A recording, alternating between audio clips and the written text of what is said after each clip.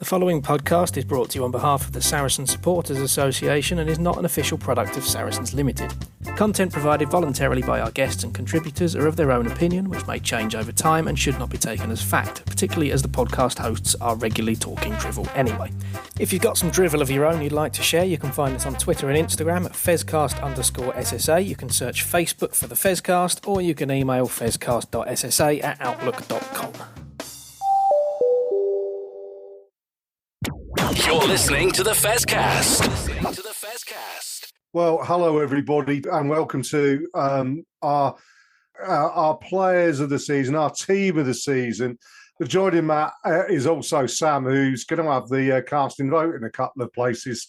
And bear in mind, Sam, you need to get this one right because, as I say, the next time you're passing Banbury on the M40, it'll be more than a motor traffic accident you got to worry about. So fair warning there, Sam. But I mean, Matt, you've done all the work. You put all the polls out there. You got all the information in. There's a fair few clear-cut positions, isn't there, Matt? There is, yeah. I mean, it's worth saying that we sort of unfairly put this out to everyone before the final.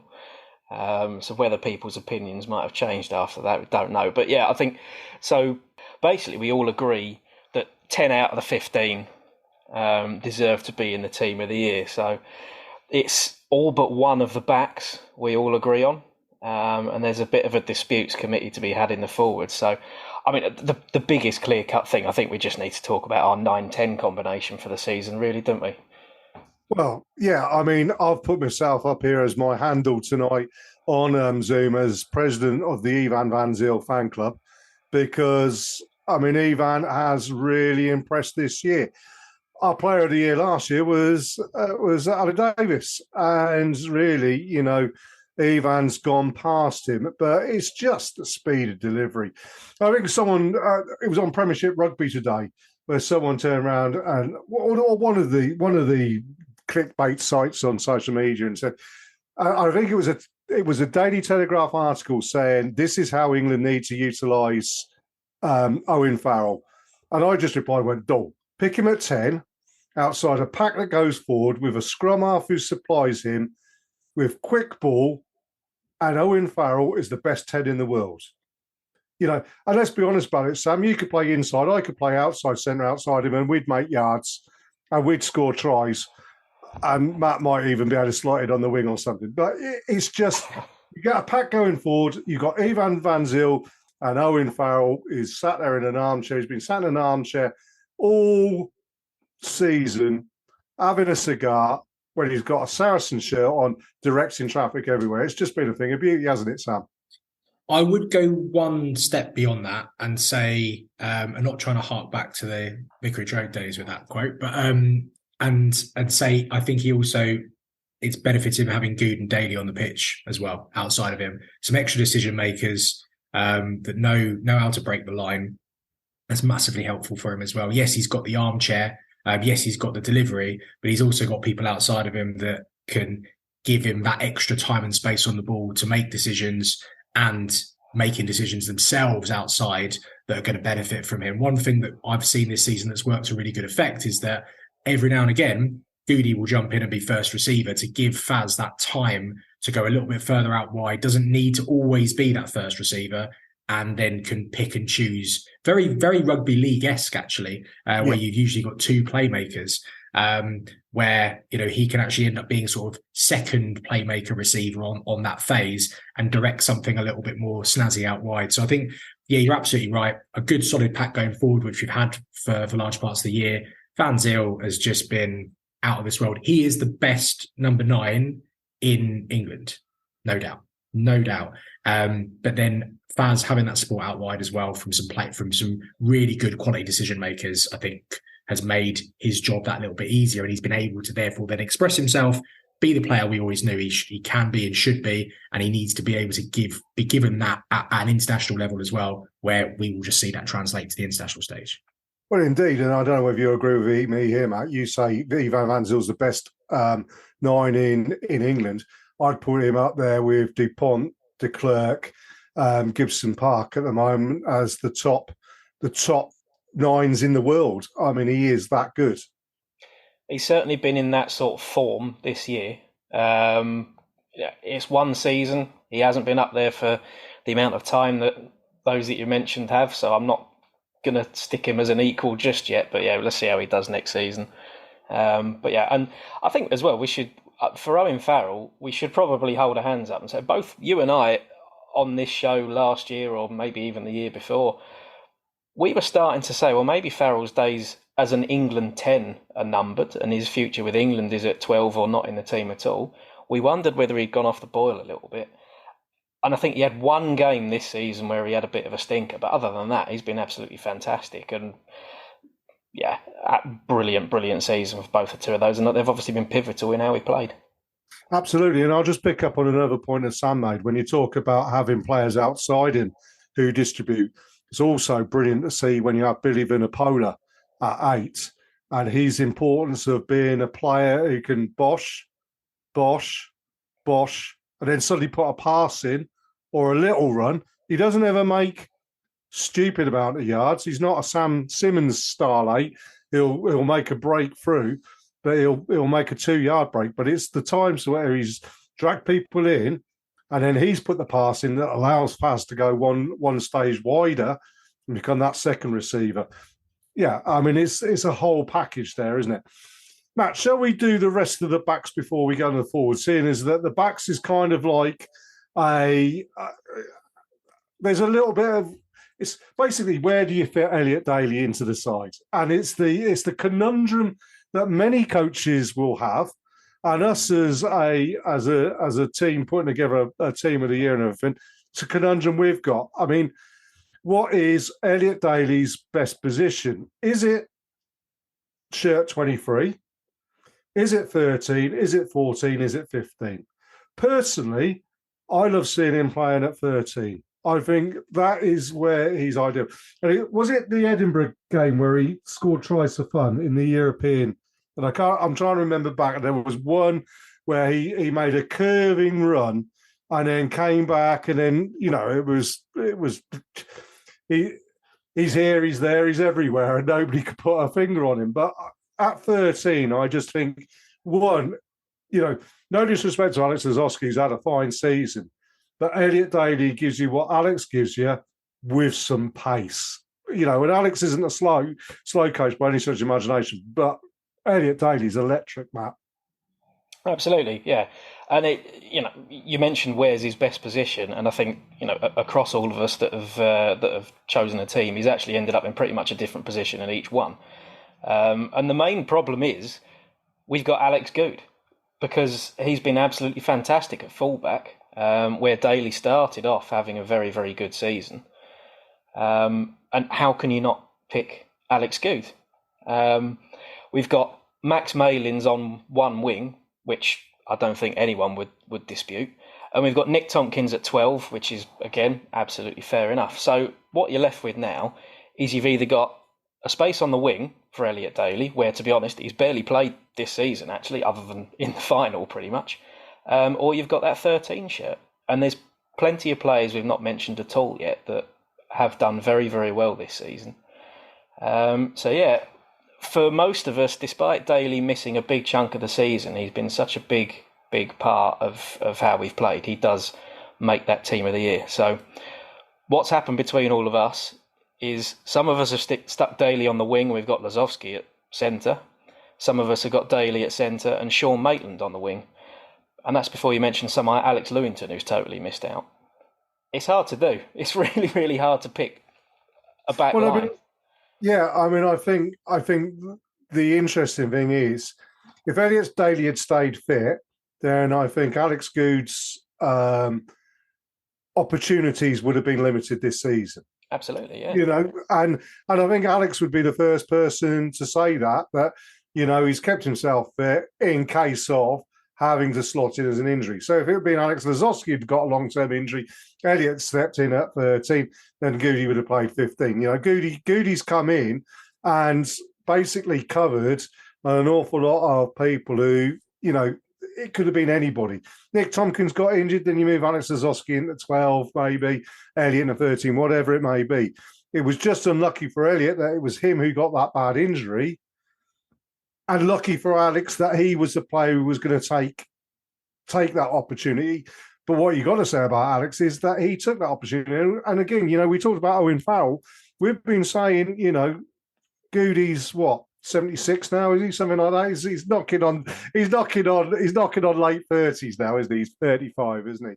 And and by all accounts, the lash up after the final wasn't quite as long as it was in previous years. You got to take age into account. Maybe just not as well documented. Maybe not. Maybe he's not. learned from that mistake. But he's come in, and from us turning around saying, perhaps he's looked his age. Maybe he's not what he was 10 years ago, and why would he be? But Goody stepped into the breach when we needed him. And I think the game that probably sums up Goody's season was that Northampton Saints game at Stonex, where we came back from 700 points behind to win the game late on. And a lot of that was Goody stepping in, playing at 10 that day as well, and just running the game and using his experience. So, yeah, Goody's got to be in the side. So for me, that means then, is it Lazowski or Maitland I'm dropping? As somehow you ever have that conversation with those players? Well, luckily I don't have to, but I don't know. For some reason, Sean Maitland follows me on Instagram, so maybe if he's listening to this, please don't have a go at me, Sean. But you don't have to. I'm picking Sean Maitland on the wing, and I'm picking Elliot Daly at 13, even though he actually hasn't played that much at 13. I was so excited going into the last couple of seasons after him and Tompkins really sort of nailed that relationship in towards the back end of the championship. I think they did all right last year together. But like you said, Goody's just come in and been Goody. No shouting and screaming, no fanfare, just Goody being Goody, and he's been fantastic. So he's my 15. Even though Daly for me is the long-term, replacement, and I think he'll play more there next year because, as you quite rightly said, Lazowski had an underrated season.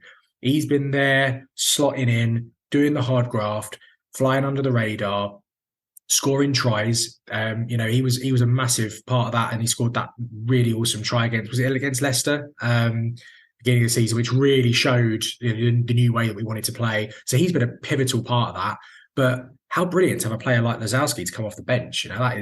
That's fantastic. But saying that, if I'm thinking with a bit of an England hat on, going back to what we were talking about earlier with Farrell, number one, I'm picking Goody at 15 anyway, which I've said previously. I'd stick Maitland on the wing. I'd stick Daly on the wing for England, because you still get what Daly brings to a team. But when you've got Tuolangi and Ollie Lawrence fit, that's a cracking centre pairing. But just get Daly involved on the wing there. So I pick him at 13 for Saracens, but 14 for England probably. But yeah, that's if I've got the deciding vote. I think you guys have decided it already, but yeah, Daly gets a nod at 13 for me.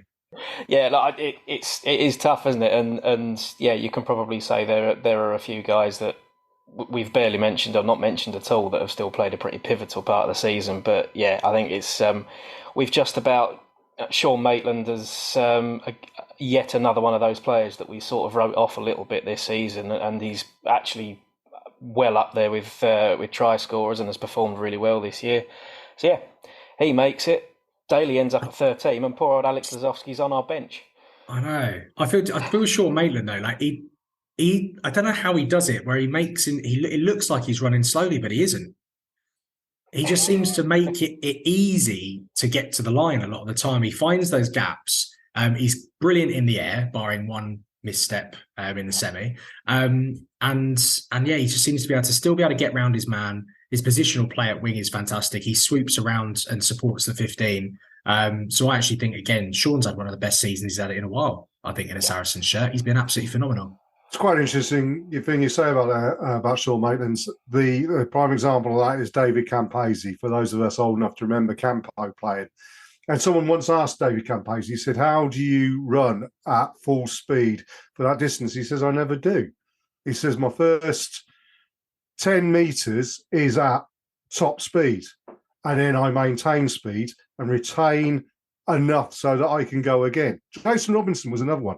Everybody says Jason Robinson was blindingly quick. He was over 5 meters, but he then just maintained it. He said, once you've gone through that gap, he said, people are catching you up. You can just run at 80%. And then if you need to, put burst on. Or in Sean's case, what Sean is particularly brilliant at is putting that burst on, getting a space, and then creating a 2-on-1 and waiting for the person to come up on the inside or the outside for him. And he's absolutely fantastic at that. And always puts in a really cracking pass. Max Maiden scores tries off of the back of that because of the work that other people do.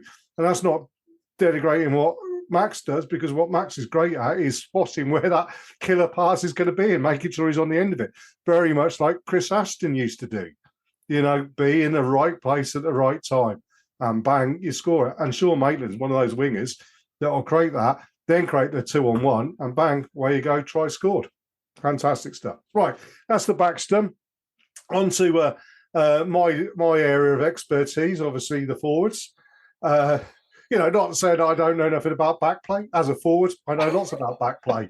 I know basically that most of the time they're just there to drop the ball and let us have another scrum. But, that's just the way it goes. And look pretty. You forgot that one as well. Well, yeah, but, hang on a second. There's a couple of decent looking back rows out there, myself included, obviously. But, blowing my own trumpet, as it were. But yeah, Dorian West, Graham Roundtree, those sorts. You mean? Absolutely, absolutely. Absolute Adonises they were. But there we go. Anyway, look. So in the forwards, we've got a few positions that are nailed on. Tight head prop, Marco Riccioni, all day, every day. Yeah. Yep, absolutely, 100%. Yeah. Second row, Maro's got one of those berths. Absolutely, yeah. We'll come back to the other one, I think, because this is the big debate, isn't it? This could be. We'll leave the number 5 shirt, I think, to last, because that's where the interesting bit is. Open side, Ben Earl. Yeah. Although there's enough case to make a case for Ben to be number 8 as well, because he does tend to pack down there if Billy's not around, particularly in attack, and he's very great at doing it, which is something that for Ben. And we'll talk about this in future when it comes to the World Cup and everything. That could be the thing that gets him a place on that flight. Him and Ben Curry and Tom Curry as well. Their ability to play 6, 7, and 8 and interchange between them is great.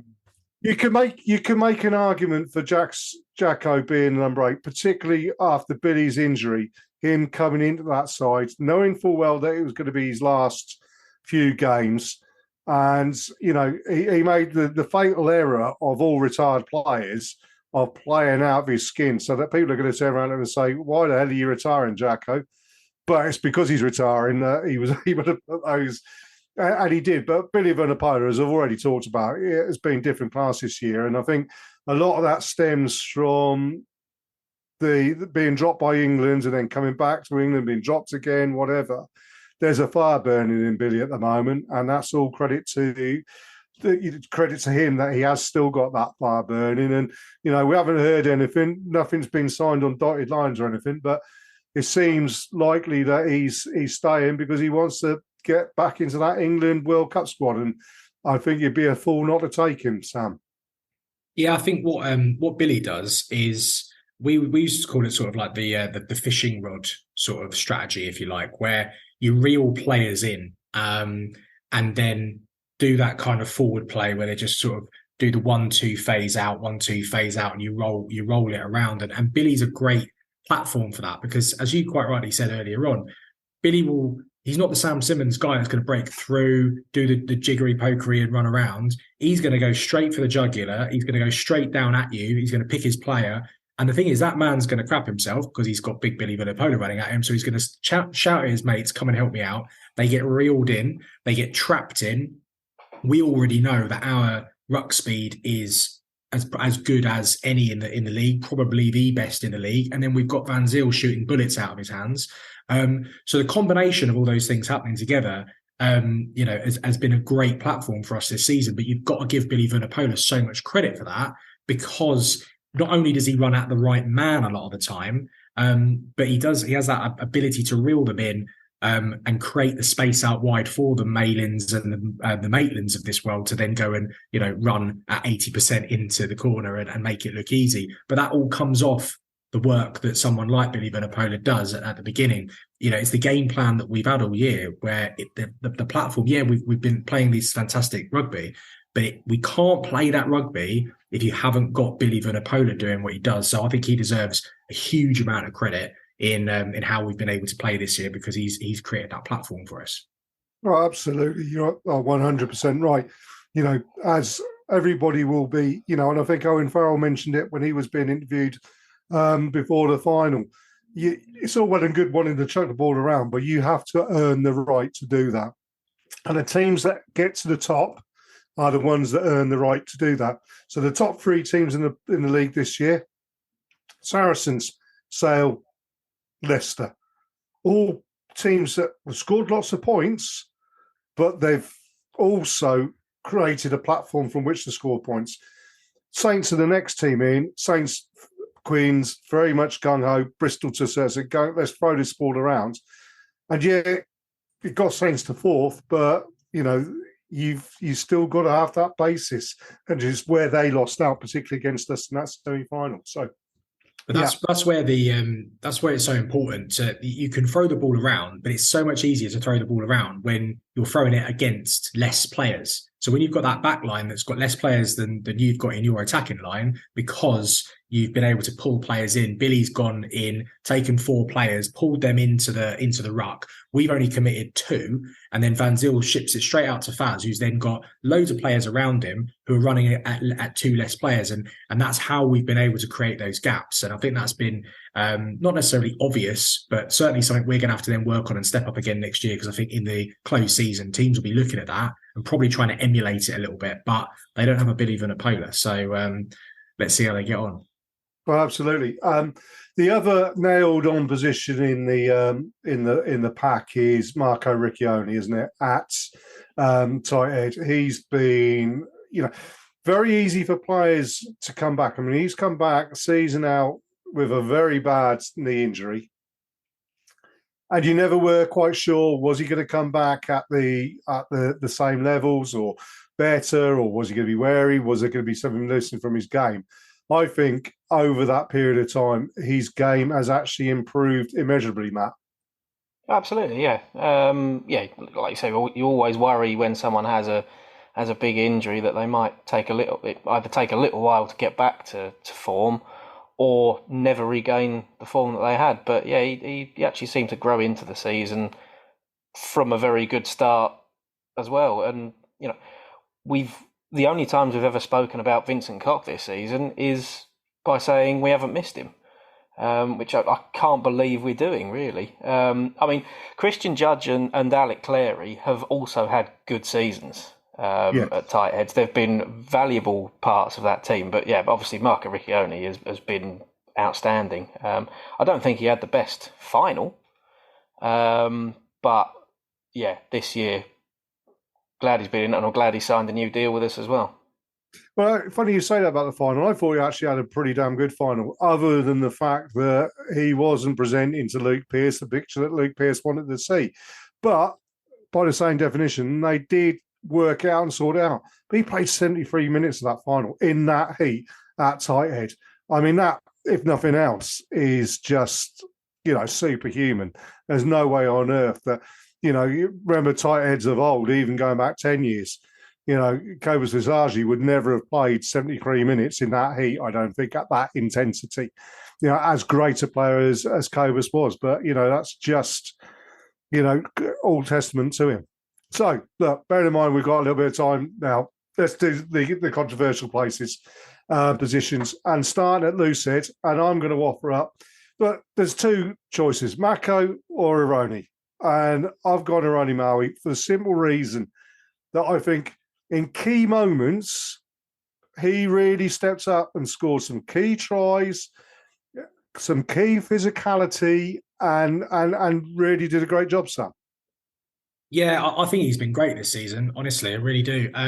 It's so hard to think about leaving out Mako Vunipola of his club side, let alone Saracens. And I think what actually goes against Mako a little bit and helps Maui is the fact that Murray's a strong scrummager. He does all the basics right. He runs a good line. He's strong in the tackle. He's good in the rucks and in the mauls.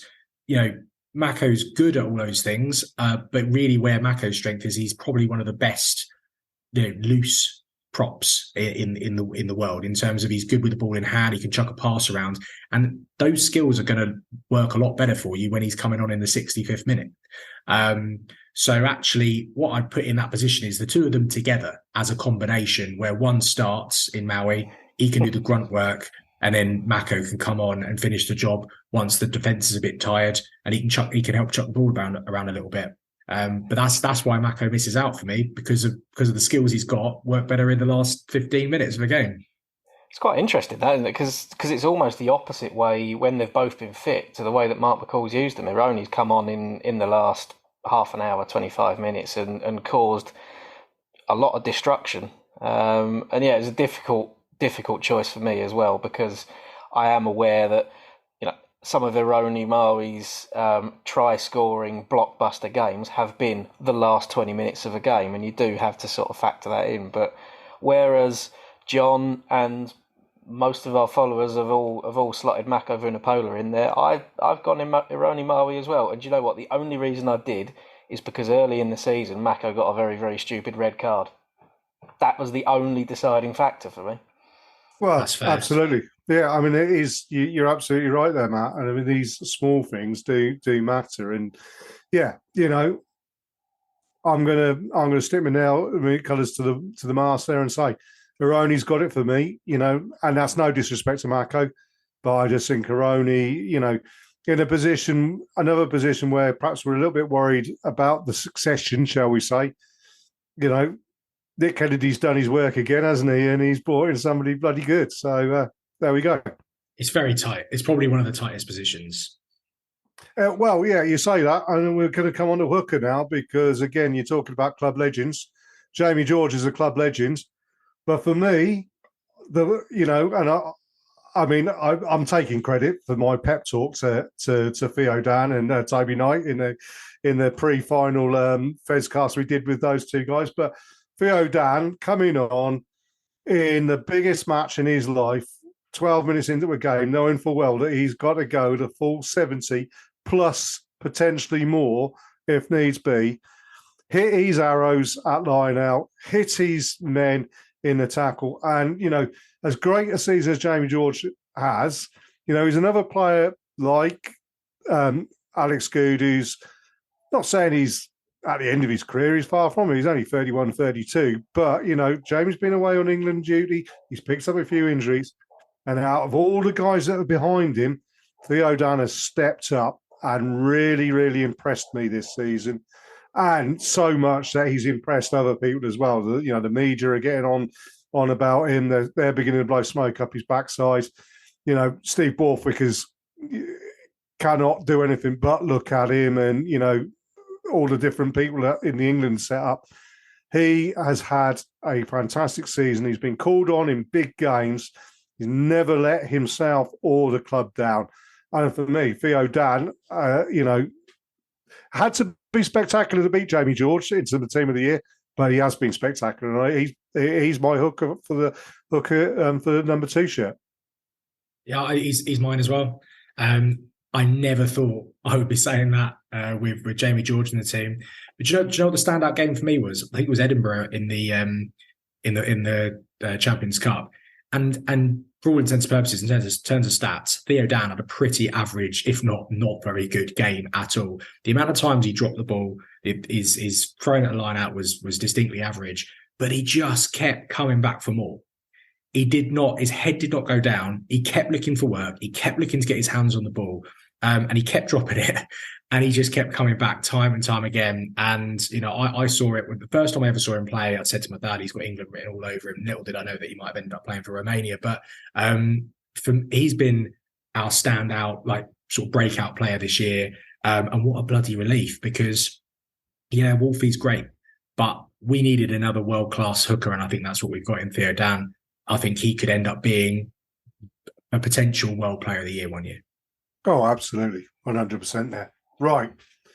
Shall we have a word from one of our advertisers, Matt, and then come back with the big debate on 5 and 6.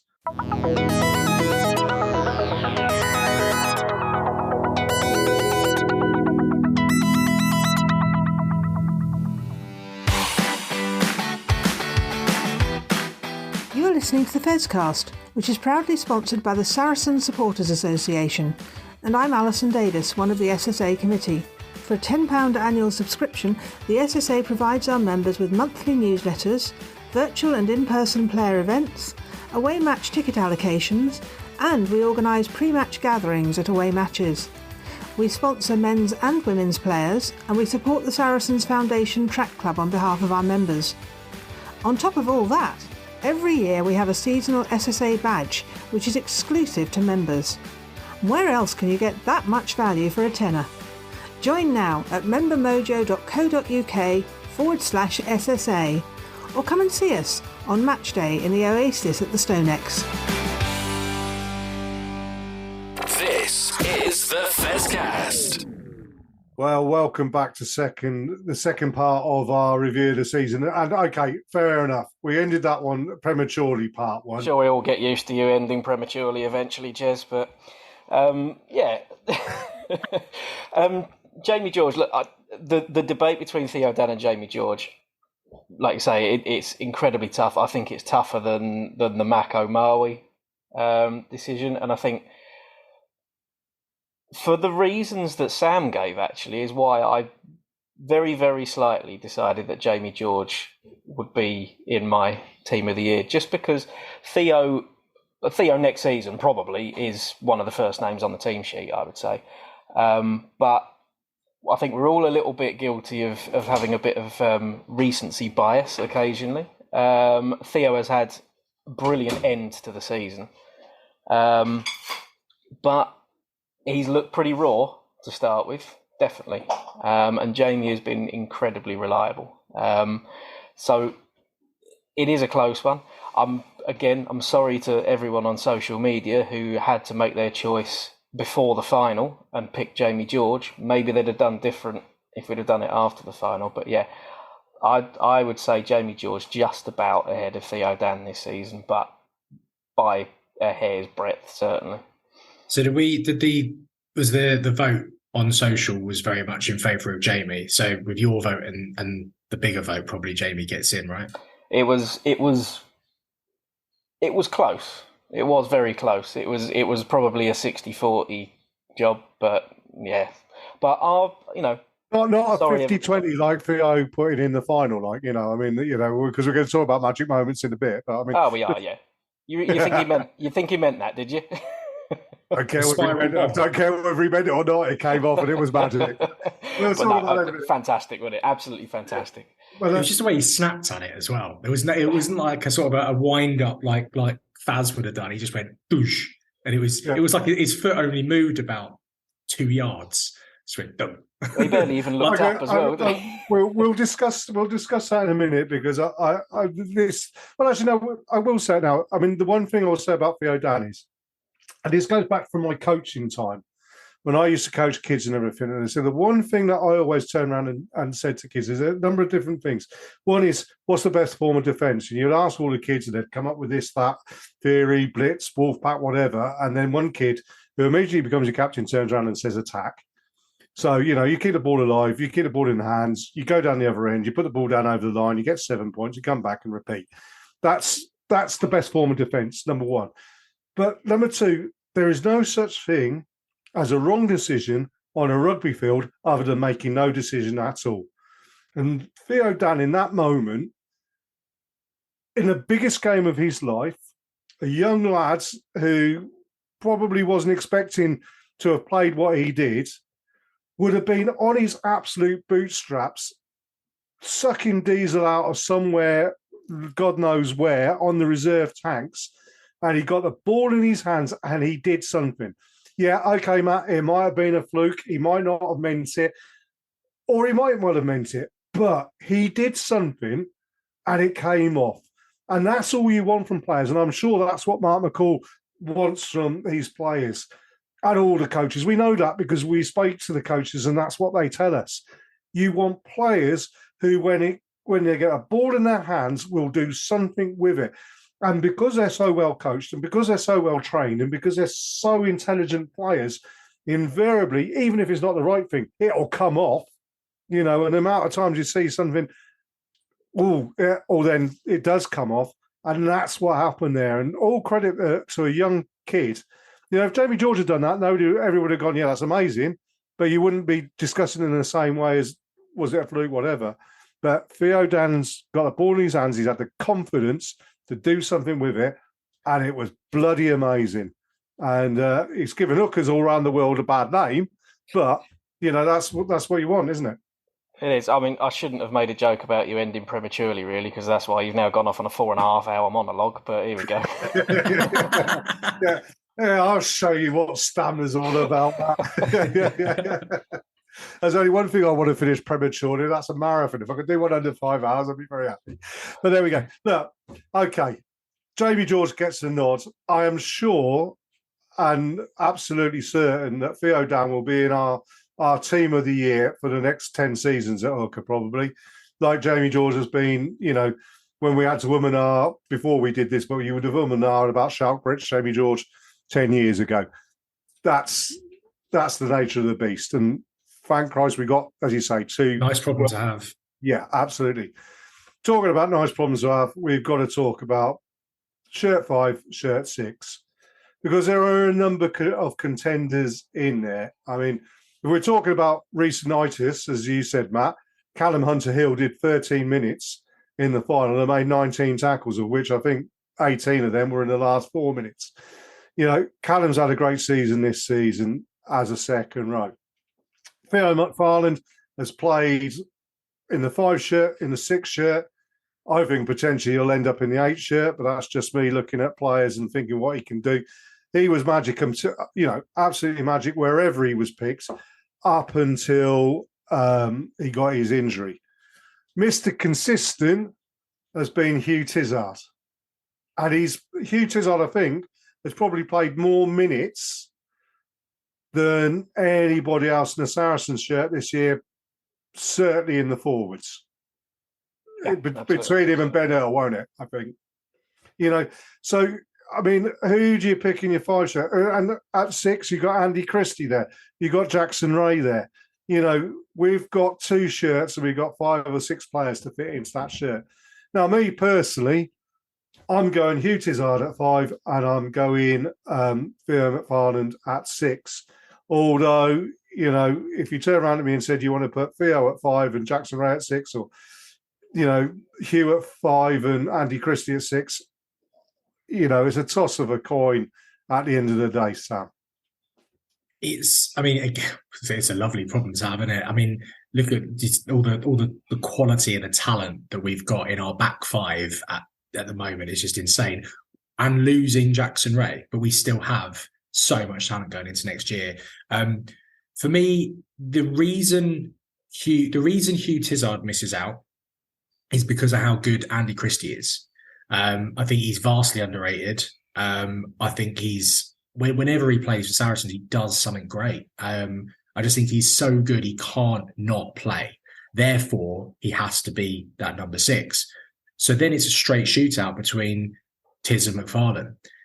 And you got to pick McFarlane on the magic factor. Having somebody there that can score the kind of tries that he's scored this season is really useful in the line out. And he's just getting better and better. I feel bad for Hugh Tizard because he has been Mr. Consistent, and I've been pretty harsh on Hugh this year, not because he isn't an absolutely fantastic player.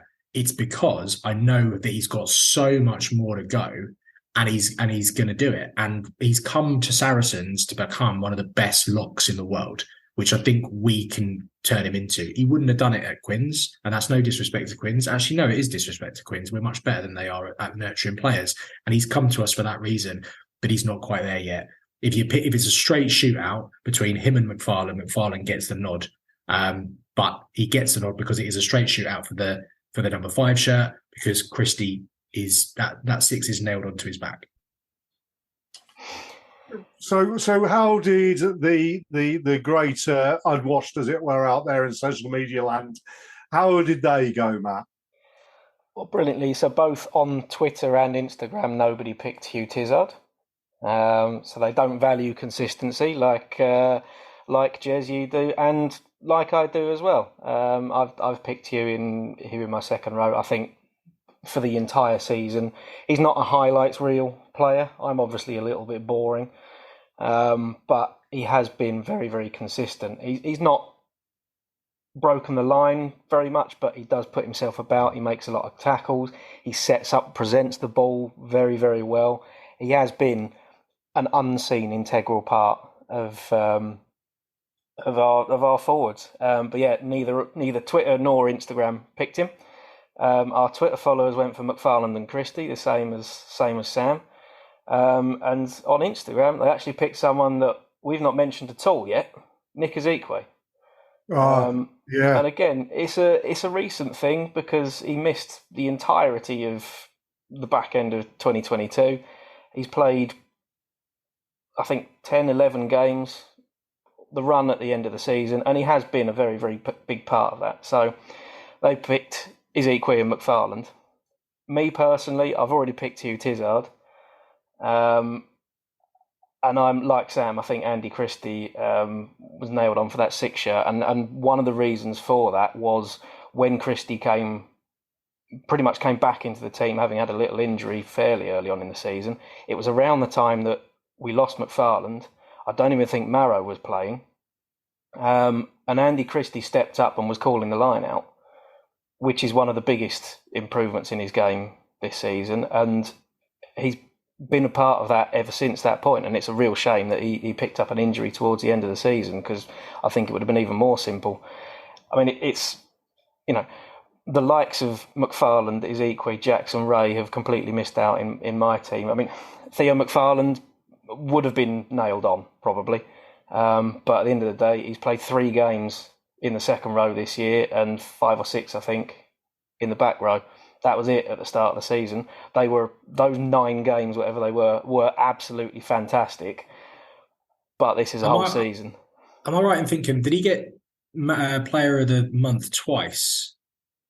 I think he did. In terms of Premiership Player of the Month. So is there look, we'll never know this, but is there an argument that if he carried on that vein, he would have been Premiership Player of the Season this year? I think he probably would have done. Yeah, it's a shame that his season was cut short, and we just hope that he's back and ready to go next year and is still playing as well. I don't see any reason why he wouldn't be. Well, there was a rumour, wasn't there, I think, going around that him and Christie were so close to being ready that if it wasn't a final, they probably would have been chucked in on the bench. But because of it being a final, that's the reason they didn't go down that route. So exactly. hopefully that means that they'll both get a fully solid pre-season and be back fighting fit next year. But how exciting is our forward pack like at the moment? It's just outrageous, isn't it?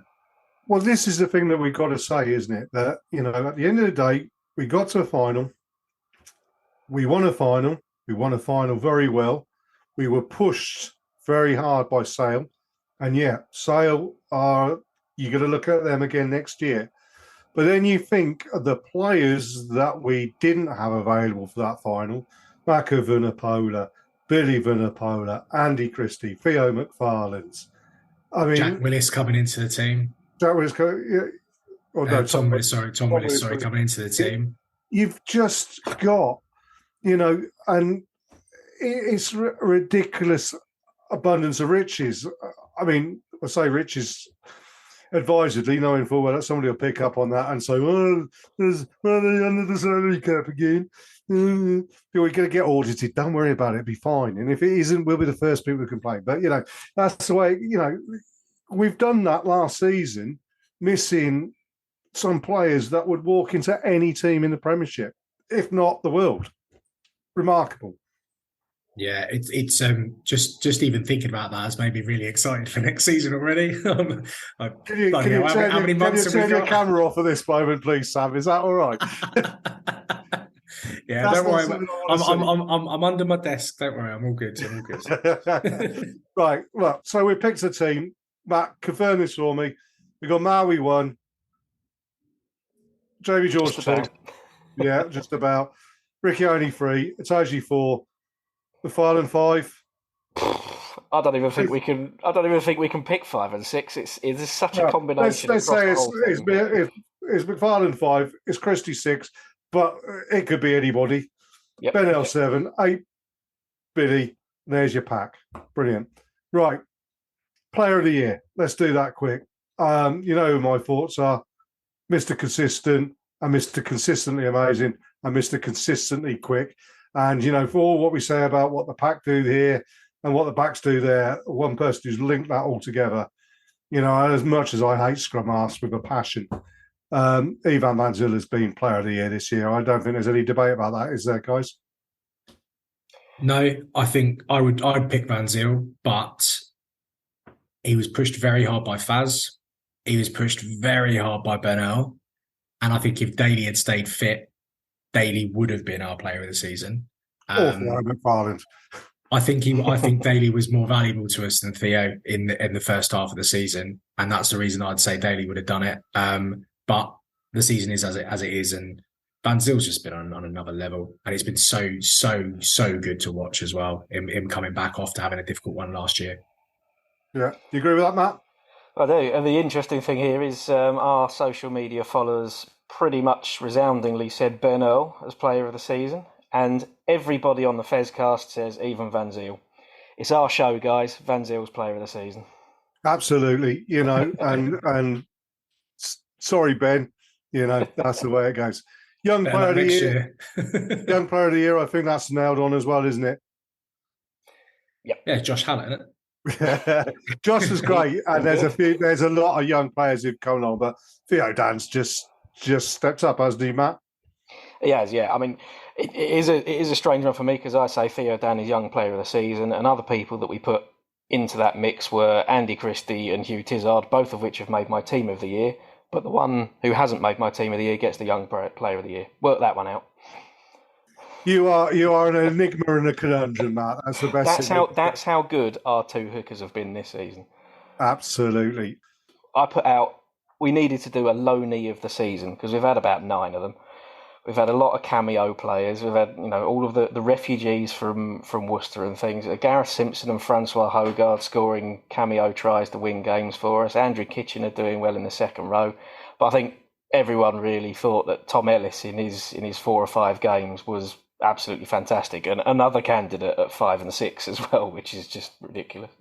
Well, I think the only reason we probably didn't, he was obviously going to leave Bath, and it was the only reason I think we didn't really grab hold of him was just because the abundance of wealth that we have in those 2 positions. Really, we couldn't really probably afford to waste salary cap dollars on that position because we've got so many options there. But yeah, he was awesome. He was just good without being incredible, wasn't he? He was just he just was very much in the mould of the of the Tizards, the Jackson Rays of this world. Just got on the pitch, stuck the shirt on, got hold of the ball, did his job, finished up, shook everyone's hands, went for a pint, done. Awesome, proper rugby. Absolutely. We got the other 2 that were pretty much landslides as well on social media, and I think they are with us. The signing of the season. We didn't make many signings, but one of them was Hugh Tizard, and he's played every single game. Can't really argue with it. We had the likes of Christian Judge and Robin Hislop that came in this year as well. But again, he's not in our team of the season. He's in mine, so it makes more sense. The other one was Ollie Hartley, who again didn't play very much, but when he did, had some pretty good cameos, and he was voted everyone's Academy Player of the Season. I mean, he's probably not long for the Academy. I think his senior deal was just around the corner. But on that one, we got to mention Samson Adejimi, who was our Instagram polls Academy Player of the Year, with a suspicious amount of Samson's family and friends and Samson himself voting for him. He was good. He was great. That Premiership Cup game away at Northampton when he scored 17 tries, he was fantastic. Yeah, exactly. No, not many people scored. Matt, you're more than welcome to tell Samson and his family that he can't vote anymore. I called him out on it. I said, you got to back yourself. That's fair enough. I did see that. That was brilliant. Brilliant stuff. So go on then, Matt. What's our magic moment? There's too many to choose from, isn't there? There's way too many to choose from. I mean, we talked about Theo Dan's kick in the final, which is definitely up there. But when we put the poll out, that hadn't happened yet. So it is a tough one. I mean, there's so many that we didn't go into, but the 4 that we narrowed it down to was Jamie George is similar to Theo Dan actually. He's kicked through against Leon to help us score a try. The skillful beast moment. Farrell's drop goal against Gloucester when he shouldn't have been on the pitch, but last minute victory, who cares? Similar sort of vein, Alex Good's penalty against Exeter in another last kick win. But most people, to be honest, went for the comeback right at the start of the season against Saints, which we were there for, and we recorded a live show afterwards. That win, I think, for all of us it sort of nailed that it was a sign that something special was happening this season, that we were playing rugby in a ridiculous way. We'd be 15, 20 points down in a game and still feel like we could win it. And then it happened time and again this season. We kept winning games when we were in a losing position. And I think that win started all that off. Absolutely. I mean, yeah, I jokingly said to you that, you put a poll out before a final and Theo Dan did that. You're absolutely right. That game, the atmosphere in the Stone X, the crowds, everything, it was just outstanding. And it wasn't just the players on the field. It was everybody believing and not thinking, oh, well, one of them days. Actually, and then to see, Ben scoring tries, Alex Good running the game, as I alluded to earlier, just outstanding. Yeah, and thoroughly deserving of our moment of the year. I mean, that last 20 minutes, is that a moment? I don't care. To come back from that deficit in the last 20 minutes, we won't see anything like that ever again, I don't think. Let's bloody hope not. Did you do a poll for Try of the Year, or are we just going to give it out to Magic Theo's slam dunk in the corner? Because I mean, there's been some great tries, but that one just outstanding. I mean, individuality and how he did it, I do not know. I'm still trying to work it out now. Yeah, we didn't put one out. I'm determined to give Magic Theo something out of this bloody show. I thought that Daly's looping try against Leon was the best one. I thought. Well, yeah, I mean, you're entitled to that, and I did enjoy it. I did think it was fantastic. It should have been probably knocked off for a crossing in the middle of it, but I mean, that's that's the way it is. It was for me, it was just the absolute disdain with which Theo took that up the wing, as if to say, and I tweeted at that point.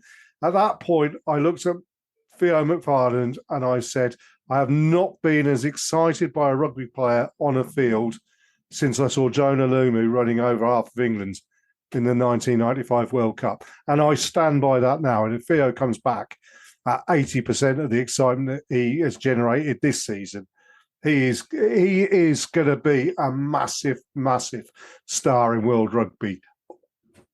And I'm so glad we've got him. It's going to be interesting, actually, to see how he does in the World Cup for Samoa, presuming he plays and he's back fit, because that could really be a massive platform for him. Samoa, they're going to be, they're not anyone's favourites to win it or progress that far, but he could be a real star in that team. And if he is able to perform on the biggest of stages, I think that just bodes really well, him then coming back into the Saracens team and stepping it up a level. So that'll be really interesting to watch as a little non-England bit of, to keep an eye on. But we also have to say, though, in terms of him scoring that try, that is a little bit like you and I holding a coffee cup in terms of, his grip on that ball. His hands are the size of a laptop. So, it's easier for him to hold that ball than it would be for us. I would have given try of the season to Ethan Lewis dotting down off the back of a 5-metre maul, but there we go. Yeah, you always want to bring it down. They call it the new Wolfie, yeah. Right, gentlemen, I mean, yeah, we need to have a quick chat. Saracens Women finished the regular season, good win away at Loughborough. Did their side of the job, only for Gloucester Hartbury to roll over and have their tummies tickled, but not a lot we could say about that given our men's performance against Bath. they've earned the right to do that. Exeter's earned the right to do that. If we wanted a home win, we should have won more games during the season. There you go, sorted that one out. But yeah, well, maybe not. I mean, but we've got a semi-final against Chiefs down at Sandy Park, somewhere we don't win games for the women, don't win games down there. But it's got to happen sometime. We've got to break that duck sometime. And if nothing else, one, we've got the hoodoo on them in knockout games, particularly with the final last year in the big tournament. Not taking anything away from the cup performance, because it is a cup and everything. But when it comes to the big day out, we've got the hoodoo over them. We've got the players with that experience. It's going to be tight. It's going to be hard fought. But, I'm confident that the girls are going to go down there and do the job. How do you think, guys? Oh, it's going to be tough. Exeter have never won at the Stonex, and we've never won at Sandy Park. Well, they've only been in existence for 3 years, but still.